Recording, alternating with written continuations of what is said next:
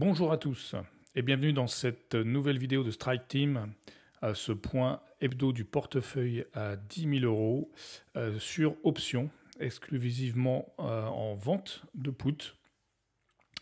Et donc on va faire le point sur ce qui s'est passé cette semaine sur le portefeuille et comment se comporte notre portefeuille dans cette période assez trouble et assez tendue. Donc on va faire tout de suite un focus sur l'ETF XLE. On a trois valeurs dans notre portefeuille, hein. On a trois ETF. On a l'ETF XLE sur les énergies, entreprises sur l'énergie nord-américaine. On a l'ETF XLRE qui est un REIT, un Real Estate Investment Trust, qui est un fonds immobilier. Pareil toujours sur l'Amérique du Nord. Et on a l'ETF sur le BITO qui recopie donc porte la performance du Bitcoin. Donc voilà, on a un petit portefeuille de 3 ETF. Donc ces ETF nous permettent d'avoir une diversification. Alors on est sur des secteurs spécifiques, hein, c'est des ETF sectoriels. Un sur l'énergie, un sur l'immobilier et un, alors qui n'est pas sectoriel mais qui est spécifiquement sur le Bitcoin. Et du coup, on va regarder ce que ça a donné sur ces 3 ETF. Donc actuellement, on a une vente de put sur XLE sur l'énergie, avec un put à 61 $. Actuellement, le marché est fermé, ça cote à 68,88. Donc pour l'instant, on est plutôt bien. Le XLE est sorti un peu de ce canal. Alors est-ce que ça va latéraliser, monter, baisser? C'est toujours la même chose, hein, on ne sait jamais ce que ça va faire. L'analyse technique peut nous aider. A priori, les énergies ne vont pas baisser dans les semaines à venir vu le contexte.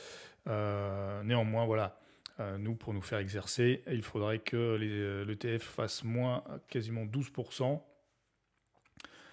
pour qu'on risque de se faire exercer, en sachant qu'on avait un contrat à 30 jours, 29 jours, et doit rester à peu près 21 jours. 21 jours. Donc pour l'instant, bah écoutez, RAS là-dessus, il n'y a pas de souci, pas de problème particulier. On s'est mis une petite alerte ici au cas où ça se passerait mal. Mais sinon, pour l'instant, tout va très bien. Maintenant, on passe sur le XLRE, sur l'immobilier, qui était dans une tendance baissière. C'est quand on est rentré en position. Hein, et on avait déjà pris un contrat put à 44 ici. Et là, on a pris un contrat à 41, toujours échéance 27 jours, 18 mars. Ça a monté suite à la crise ukrainienne. Hein, c'est les 2 derniers jours, hein, jeudi, vendredi. Ça s'est bien repris.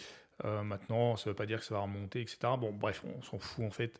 Pour l'instant, on est bien. RAS aussi, pas de problème particulier sur cette ETF. Maintenant, on va regarder un peu ce qui s'est passé sur le Bitcoin. Donc le Bitcoin, le BITO qui malheureusement, pour ceux qui sont rentrés dessus en étant possesseurs, c'est bien là le problème, c'est en baisse depuis le début, hein, ça ne fait que baisser. Il y a eu un petit rebond ici. Maintenant, est-ce qu'on aura un double bottom, etc. On n'en sait rien. Pour l'instant, ça baisse. Ce qu'il faut bien comprendre sur notre stratégie, c'est qu'actuellement, on vend des puts en dehors de la monnaie. Donc ça, c'est une stratégie normalement haussière. Néanmoins, comme on l'a vu dans une vidéo précédente, ça ne veut pas dire grand-chose.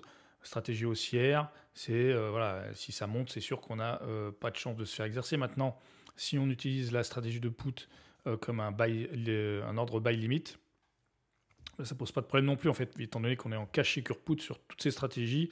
Ça veut dire qu'on a le cash pour pouvoir acheter l'ensemble de ces 3 ETF. On n'est pas sur marge, donc on est sécurisé. En fait, on a un temps d'avance par rapport à la personne qui serait rentrée ici, enfin bref, qui serait rentrée sur l'ETF n'importe quand depuis le début. De toute façon, ça baisse. Et donc, qui serait en perte, nous, on est en gain. On est en gain, et si notre stratégie ne marche pas, qu'on perd, déjà, on va pouvoir racheter le contrat et le revendre dans une autre échéance à une autre échéance et un strike inférieur. Soit se faire exercer si on veut acquérir l'ETF, mais c'est pas vraiment notre but. Hein. L'ETF BITO à acquérir, c'est quand même pas terrible. Vaut mieux avoir du Bitcoin en réel.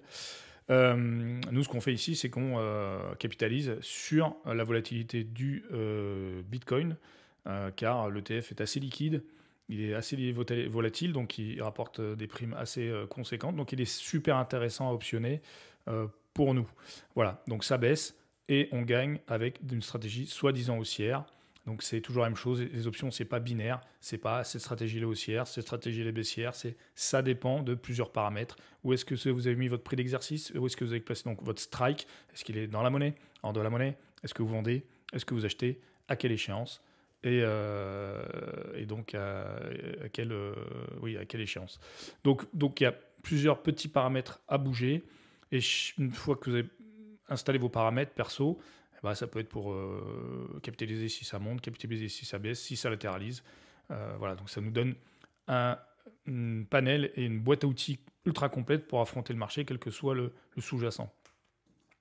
Donc voilà pour les 3 ETF dans le portefeuille. On va aller voir juste après ce que ça donne en termes de graphe et de performance totale sur notre portfolio. A tout de suite. Donc en termes de performance sur le mois, actuellement on est à 0,52% de performance. Il reste un jour de cotation, donc ça pourra évoluer à la hausse ou à la baisse, on verra. Et on est encore à 3 semaines de l'échéance de chaque contrat. Donc on est sur un 0,52 actuellement. Il faut bien se rendre compte de ce qui se passe quand même là. C'est-à-dire qu'on est dans une période extrêmement compliquée, extrêmement incertaine, avec des éléments géostratégiques extrêmement importants. Et comme vous le voyez, l'impact sur notre portefeuille, il est pas nul, parce que voilà, les performances, mais on n'est pas en négatif, on n'est pas en train de perdre de l'argent, on arrive toujours à capitaliser malgré la situation géostratégique assez compliquée. Donc 0,52%, ça peut paraître peu, mais il faut bien se dire qu'il y a quand même énormément de gens qui sont en négatif actuellement et qui sont possesseurs de leurs actifs, qui baissent et qui n'ont aucun outil, qui ne savent pas comment faire pour se protéger face à cette baisse, voire même pour capitaliser dessus. Donc les options sont vraiment l'outil idéal pour ça. On va basculer directement sur le graphe pour voir ce que ça donne sur le graphe, sur l'évolution totale du portefeuille. Donc sur le graphe, ça donne ça. On est actuellement à 4,23%, 4,23% de performance depuis le début de la création du portfolio, début octobre. Enfin, c'était fin septembre, mais fin septembre, début octobre. Donc, notre objectif qui est de faire 10% sur l'année. Je ne sais pas si on va l'atteindre. Hein. C'est toujours pas avec les objectifs en bourse, c'est quand même toujours très compliqué. C'est bien de s'en mettre, mais il ne faut pas non plus que ce soit l'alpha et l'oméga du truc.